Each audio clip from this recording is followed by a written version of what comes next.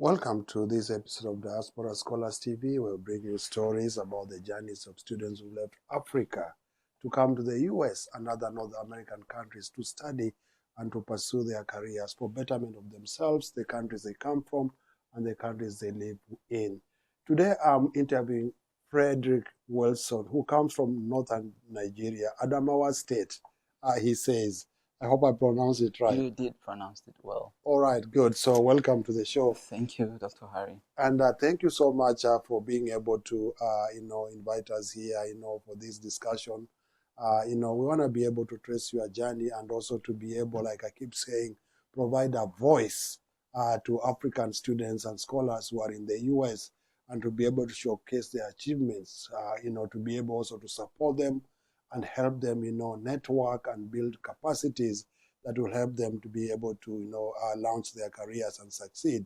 And indeed also be able to motivate other students from Adamawa State and other places in Nigeria and Africa to come to the US.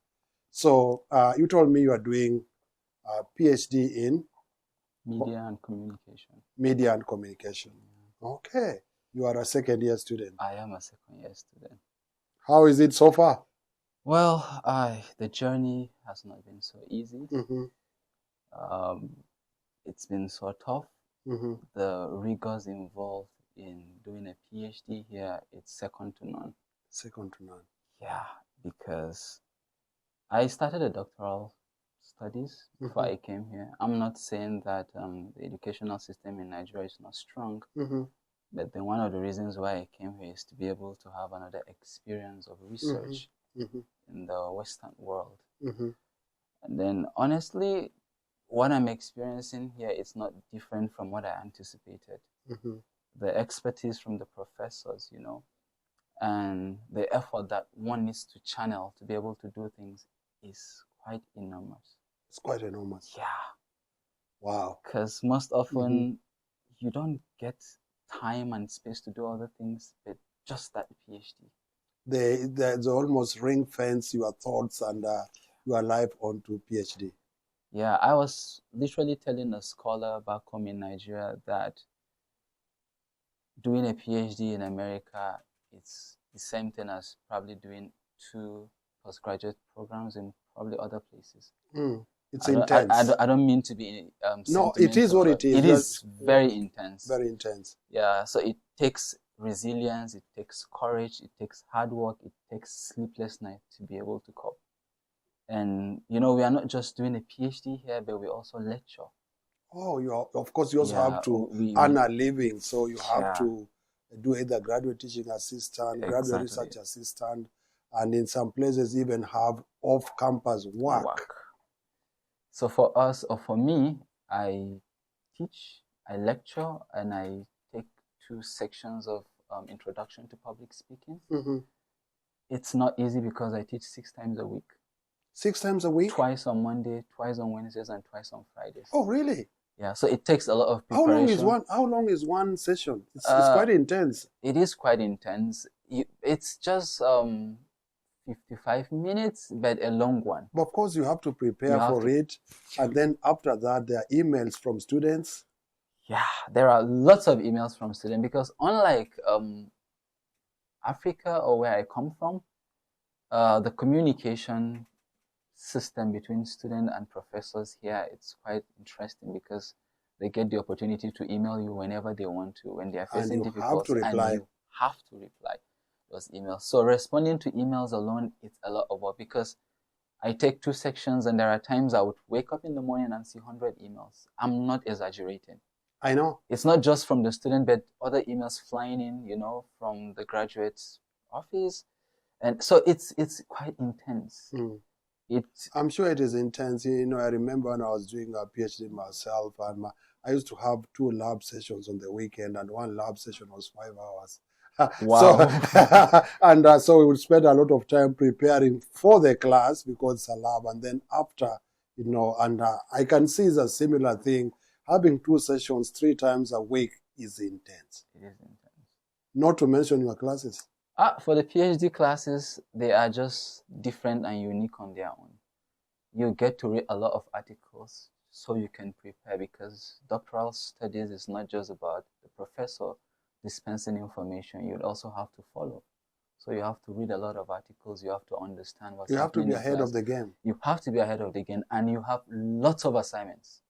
That's one thing. There are due and there are due dates. There are due dates. Of course, there are flexibilities involved, but there are quite a lot. I take 3 classes per semester, but these 3 classes are like 9. That's how I feel because of the work involved in getting things done. But you are cut out to do that. You are cut out to succeed. The way you speak from a point of like, I'm gonna succeed. For me, success is not just a word, it's a passion. It's a passion. It is a passion. It's in your DNA. It's in my, you can say that again. I've always been so aspirational about succeeding, about traveling the world, impacting knowledge, and then giving to humanity in my own way. In your own way. And before you can do that, you must prepare. Because if your journey is far, what you learn must be deep. If your journey is far, what you learn must be deep. Must be deep. Let's talk about your journey from Africa, from northern Nigeria to this place. Where were you born? Where did you go to? Where did you do your early years of education?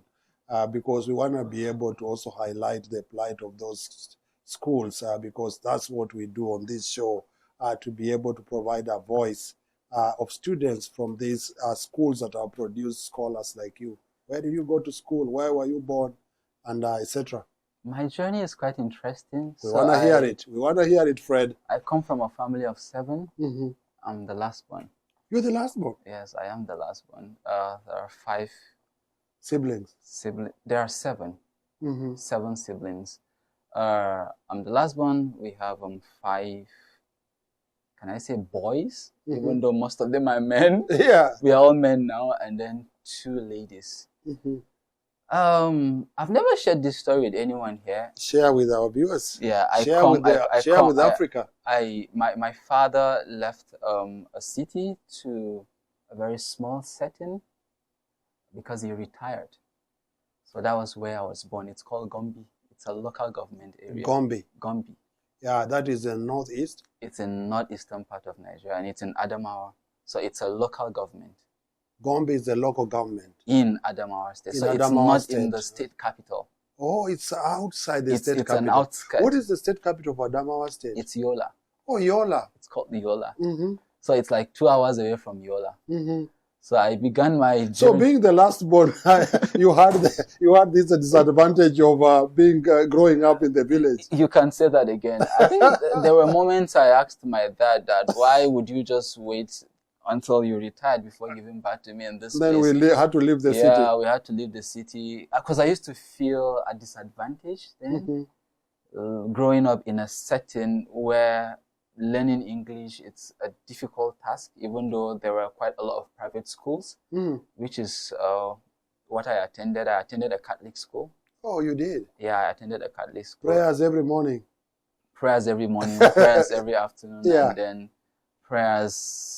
You pray 3 times a day. It's a good thing. It is a good thing. I mean, it shaped me to be who I am today in terms of spirituality, discipline, and all of that. So I attended, it's called CRI. CRI. Christian Religious Institution. Oh. St. Mary's. Okay, that is in... that is in Gombe. Gombe. Yeah, it's in Gombe. But it sounds like a good school. It is an amazing school because we had lots of missionaries. It's, Catholic schools are so... It's about a mission. It's about serving humanity. Yeah, serving humanity. So they have an interesting standard that they protect and maintain all the time. So I guess you are wearing uniform. It's pink and I'm not good with colors, but the shirt I can remember vividly because I left primary school 2007. So you had to wear a tie and we never had a tie, but we had short knickers and then socks and sandals and all of that. Yeah. So we had to keep everything clean because the Reverend Sisters were on our neck. Was it a boarding school? It wasn't a boarding school. But it was a day school. It was a day school. But nevertheless, when you stand all students in class, you look all the same. We look all the same. The pink is just there. The color is amazing. I value the school because they set me up for this present particular position I'm in life at this point. Because I remember then one of the Reverend sisters would say that you can be whatever you want to be. You can travel the world. What was her name? Her name is Sister Marianne. Could you look at that camera and say something to Sister Marianne? Yeah, I think Sister Marianne is in Italy.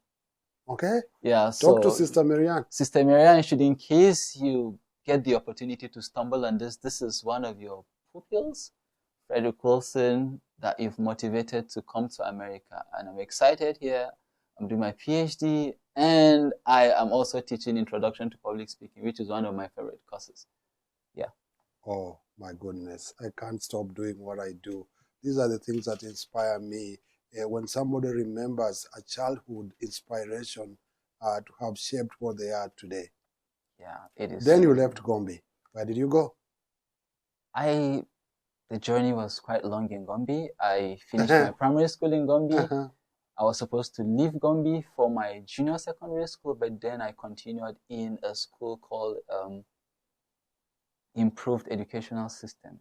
In Gombe? In Gombe.